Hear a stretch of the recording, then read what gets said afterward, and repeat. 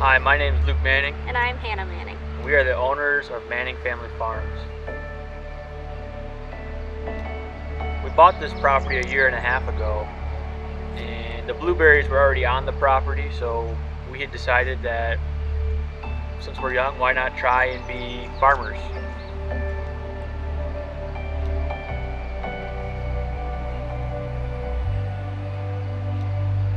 Last year was our first year really getting into blueberry farming, and we are based in Coloma, Michigan, and sold at farmers markets around the area.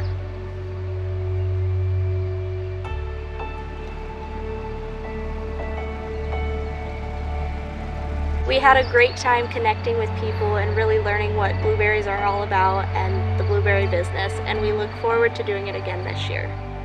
We sold 400 boxes last year. We are hoping to do the same again this year. They're going to be $20 a box. Last year we had some great reviews.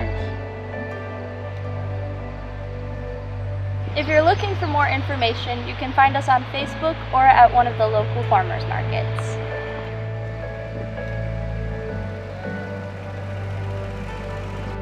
We are Manning Family Farms.